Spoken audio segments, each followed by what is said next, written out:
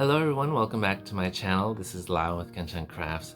Today I have a very special pen to share with you guys. Recently, and it's a big news to share with you guys, recently I have been recruited, I suppose, or asked by Ferris Wheel Press to review their pens for them. I have wanted to partner with Ferris Wheel Press for the longest time. It's been like 2.5 years. I still love the aesthetics of Ferris Wheel Press. It is just so magical. The packaging, the inks, they are all so packed with magic. Now, I know that a lot of Ferris Wheel Press pens are not the greatest, especially the beginner ones. If you were to spend $25 on one of Ferris Wheel Press's beginner pens, you're better off buying a beginner pen from, say, Kaweco or the Pilot Kakunos or Platinum's beginner pens. Like, there are better options out there. However, when you do get to the more luxury side of things for Ferris Wheel Press, these are the two pens. This is the pen and ink that I got from Ferris Wheel Press, and it is their highest end pen that they currently have. So it comes in this gorgeous box, and I am going to be reviewing for you guys. I did a lot of stress tests on this and delved really deeply into how well this pen performs. So all of my thoughts are, my own. So I will let you guys know if this pen is worth it or not. So let's open this and see what you get when you buy a Ferris Wheel Press Joule fountain pen. Or actually, why am I saying Joule? It's the Joule pen. Let me get that correct. Okay, the box comes with a lovely leather pen pouch here. So the pen fits perfectly snug in there. I got the Juniper Moss, which is such a gorgeous green. It is this lovely, like olivey, olivine green type of color. The sparkle inside the pen is a little bit subtle. You can't really see it here, but I'll do a top-down view in a little bit.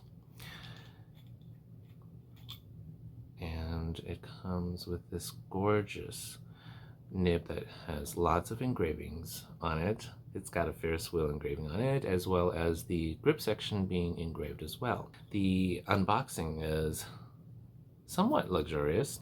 All right, so here is the look closer up at this gorgeous packaging in this box of the Joule fountain pen from Ferris Wheel Press.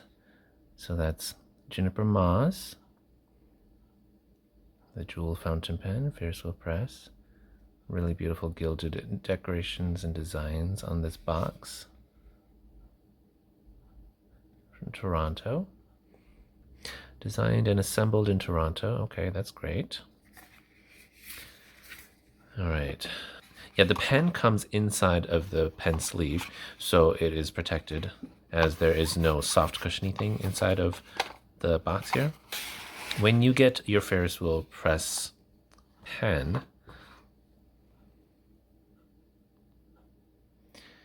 the converter comes inside the pen already.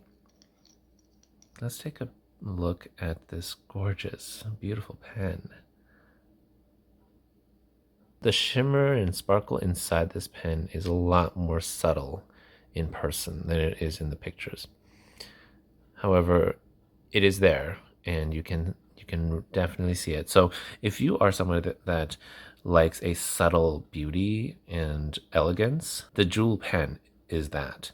If you are somebody that loves shiny sparkles and you have to see it in the light, the Joule pen might not be for you. It was not as sparkly as I expected it, but that didn't deter the beauty of this pen. So it does not come with a clip. The cap band has some ridges on them. Okay, but if you set it down gently, it will not roll. Like, it's going to sit on one of those small ridges. But if you can, like, the slightest bit of touch will move it out of place, and then it will roll. It will roll away. So if you don't want your pen to roll away, it's best to, like, maybe just slip it right back into your pen sleeve and just leave it like that. Okay. That is my suggestion, or you can just put it on a pen rest if you have a wooden pen rest, so something like this. Okay, I just leave it like that. So this, again, this is my Purple Heart 5 pen rest from Galen at Fountain Pendulum. Definitely go support her. I will leave her information in the description box. These pen rests, this is the compact one. It is just so nice. It's so thin, and it comes with this lovely velvet bottom felt piece here so that it stays in place. Right, it will just slightly shift, but like I have to actually put force in it. But it will not. It will stay mostly in place. So let's take a quick comparison of how long this pen actually is, posted and unposted. So if you have an Esterbrook SD, it is a very long pen. The Ferris Wheel Press Joule pen is slightly shorter and then longer than these other two, the Platinum Century 3776 and the Leonardo Momento Zero. And if we do these unposted, I do like to use my pens that are really long unposted, because they typically tend to be the perfect length anyways, and it'll be lighter, or like the weight will be lighter on your hands, so you can write with them longer. I think that you can write with pens for longer sessions at a time if it is well balanced in terms of length and weight. So when we have these pens unposted, you can see that the Joule pen is actually the longest, which is nice because then it will fit in your hands pretty well, and the balance of the pen will sit nicely. And then the Esterbrook and the Leonardo are about the same length. So if you like your Esterbrook or Leonardo, the Ferris Wheel Press Joule pen will just be slightly longer, which is still quite nice. Now this pen does not post. It does post, but I recommend not posting because the threads on the inside are metal and the body material is lacquered. The metal threads will scratch upon the finish here, so I recommend not posting this Ferris Wheel Press pen, and it's already pretty long unposted, so I think that'll be great for most hands.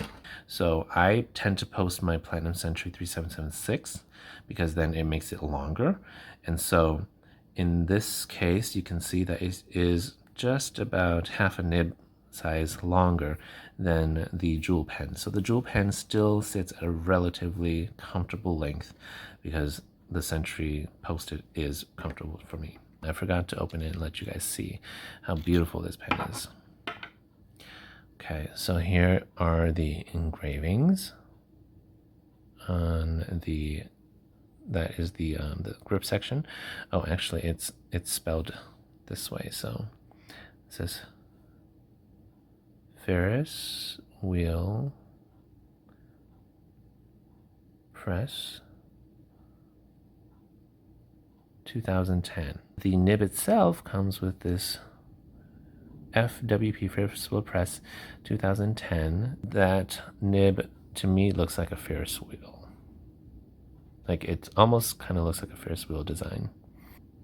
And it is two-toned. I don't think that's a problem with me. Some people might want the whole thing to be gold, but the two-tone is kind of nice. The threads here are very, very smooth. Like it's not sharp at all for the fact that it is metal. So that is really well executed. The threads on the inside of the cap are also pretty smooth. I mean, it's not cutting on me. So the cap is really, really nice in terms of capping smoothly. I can't tell you how many rotations are on this because there's no way for me to tell because there's no clip.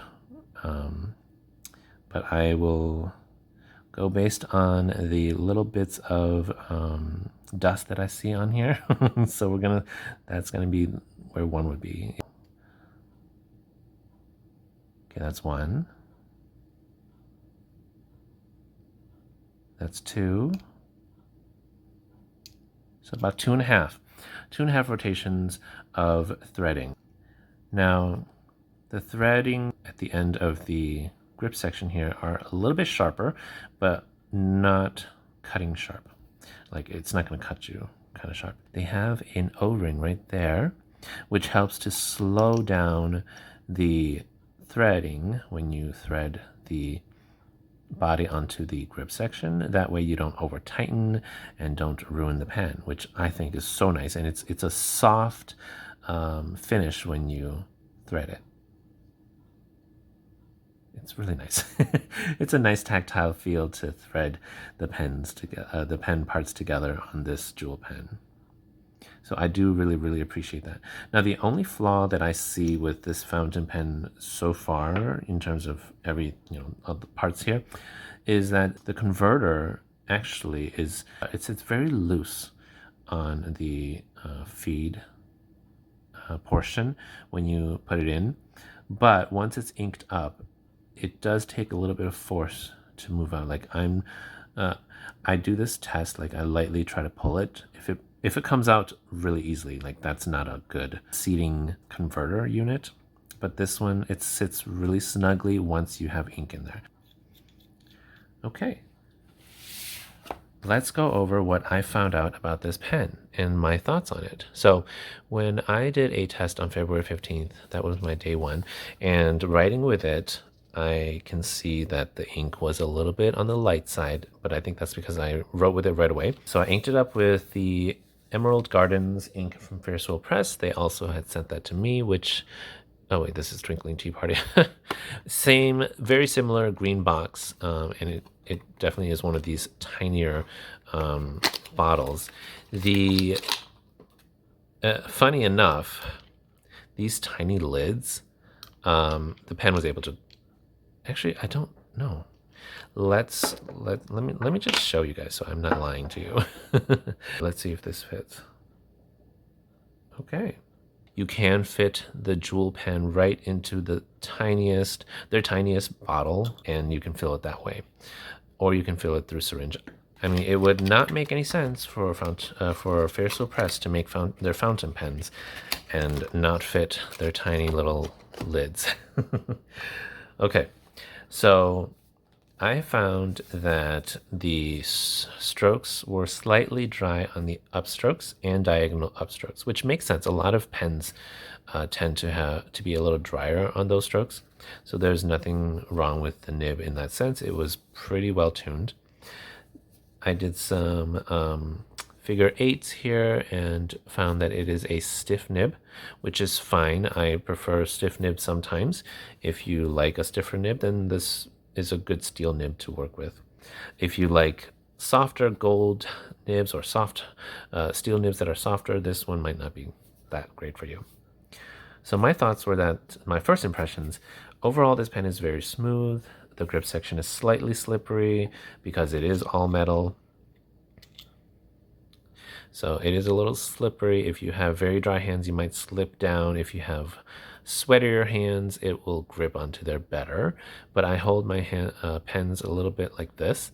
So the step down here with the threading actually helps to keep my fingers locked in. If you hold your pens up here, it might not be good for you if you have drier hands. I also said that, let's see, the grip section is slightly slippery. There is a slight drop down from the barrel to the grip, which helps to keep my fingers in place. The threads are smooth, not sharp. The medium nib glides, but and it's a bit too buttery. The feed keeps up, and there is no clogging experienced. The pen feels slightly heavy, a little bit of light cramping as I'm writing. The pen unposted is about 25 grams with some ink in it. You cannot post this, as I said earlier. You shouldn't post this. It is postable, but it's not recommended. I don't recommend it, and Ferris Wheel Press doesn't either. Again, it's also too heavy. The total weight of the pen is about 43 grams. There's no clip in the cap. The pen can roll away. The safe spot on the grooves of the cap is very particular, very specific, so you have to just gently lay the pen down at the right angle. All right, so that was day 1, and I waited, let's see, February 22, so I waited about a week. After a week, the ink is a little, just slightly darker, but that's not because it dried out.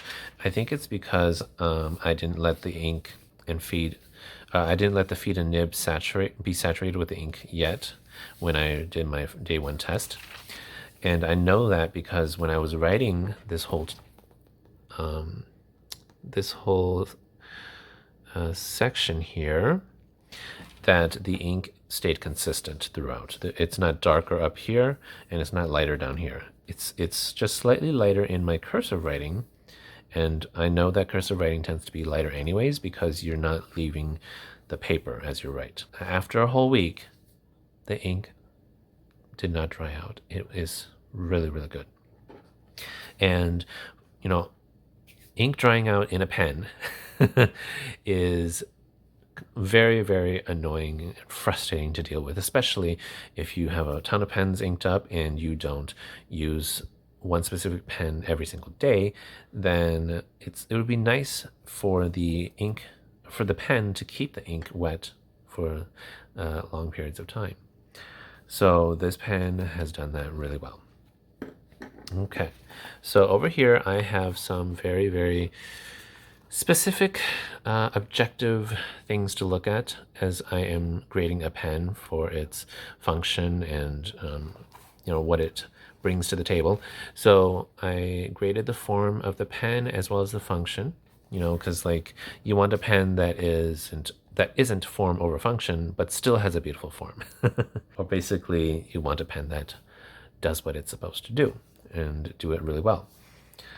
I do love a pen that looks really beautiful, so that's why I'm also going to be grading the form of the pen. So now let me know down in the comments if you feel like some of these categories in the form should be in function.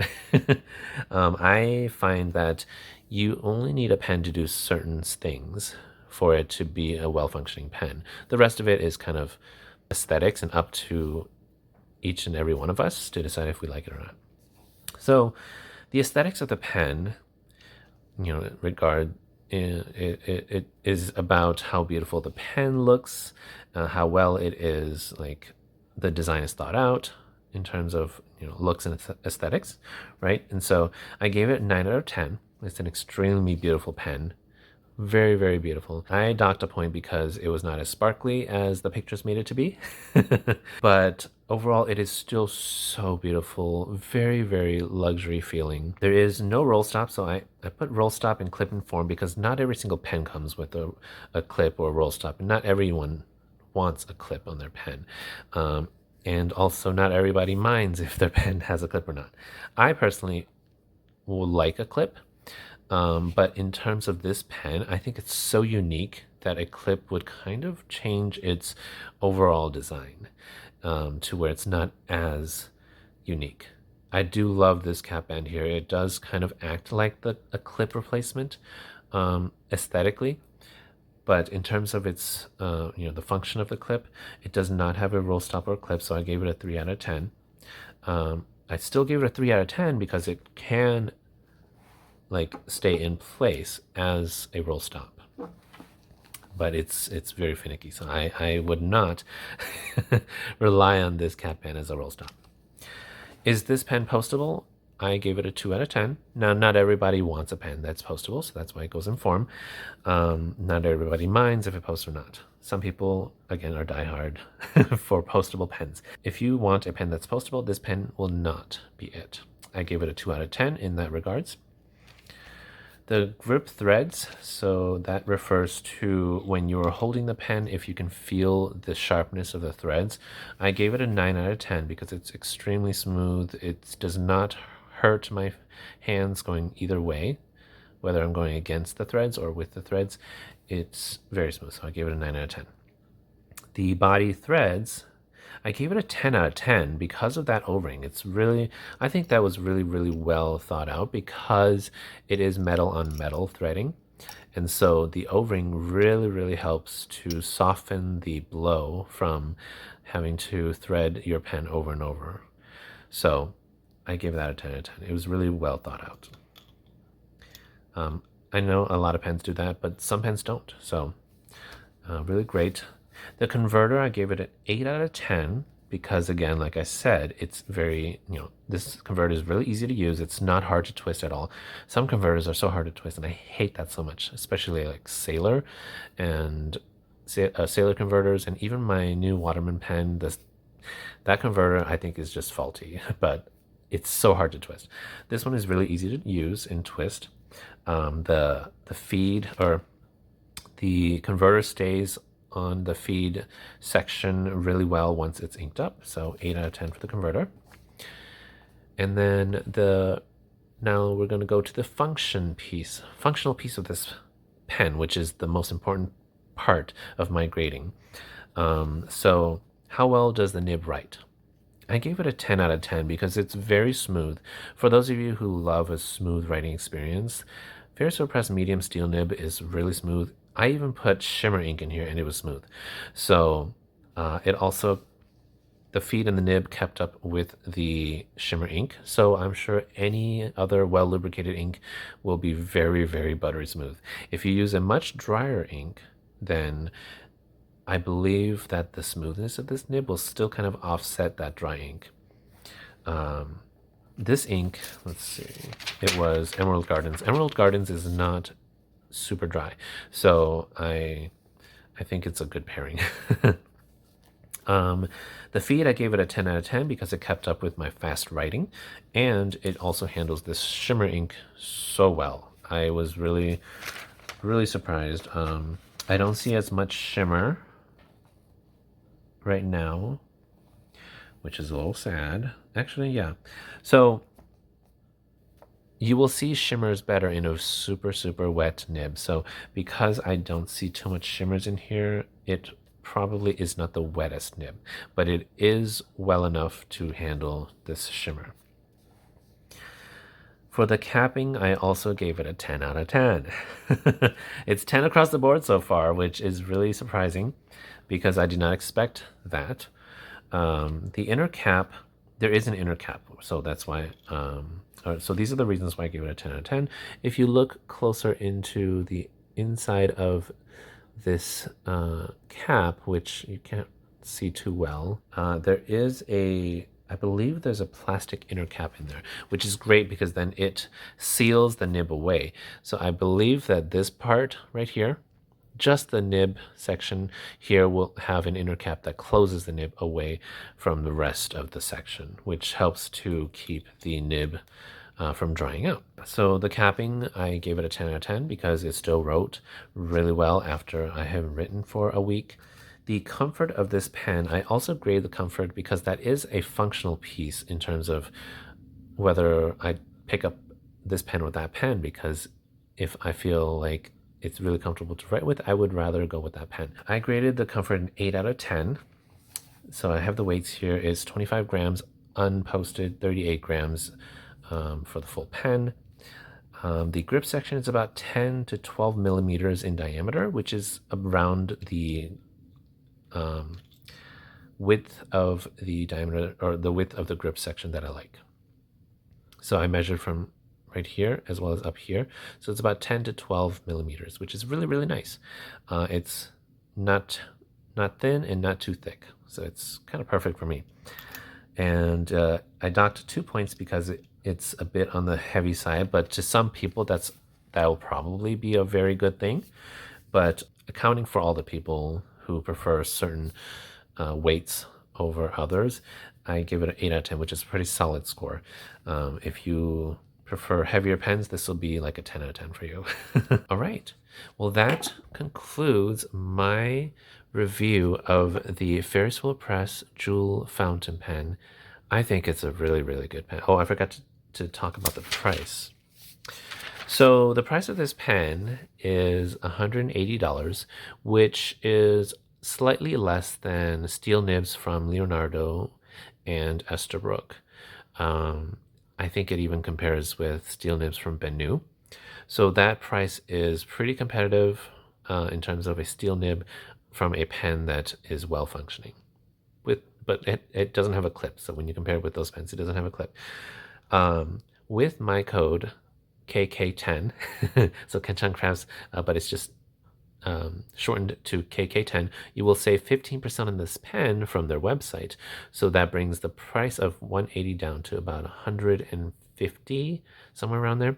So for about 150 for this steel nib, I think it's really a really good price for a higher end luxury Ferris wheel press pen. If I were to buy this at 150, I would not be mad about it. It's a really good deal for what this pen offers. And I just think it's so unique and different from the rest of my fountain pens. So like right here, it has a different aesthetic feel to it. So yeah, it brings a completely different feel to my collection, and I do like variety in my collection. As you can see here, the pens are quite different. I do think that all these pens look really beautiful with how different they all look, and they bring something different to the table. All right, so yes, that is all for my review of this Ferris Wheel Press Joule fountain pen. Thank you so much for joining me in this discussion of Ferris Wheel Press pen. If you have a Ferris Wheel Press Joule pen, let me know how you love it, or if you have a different pen by Ferris Wheel Press. And also, what are your thoughts on the Ferris Wheel Press inks? I'm very happy with this Ferris Wheel Press ink that I chose, and I think it's a really lovely green. It's saturated, it's dark, it's legible, and it has a hint of that lovely sparkle and shimmer. So yeah, if you have any thoughts about Ferris Wheel Press, put it down in the comments. I would love to read every single one of them. But again, I am now an affiliate with Ferris Wheel Press, and I just could not be any happier that I finally can be affiliated with them and review their pens for them. So yes, let's see what the future holds for my collaboration with Ferris Wheel Press. All right. Thank you so much. And remember to leave a like, comment, and subscribe for more videos like this in the future. And I will see you in the next video. Bye.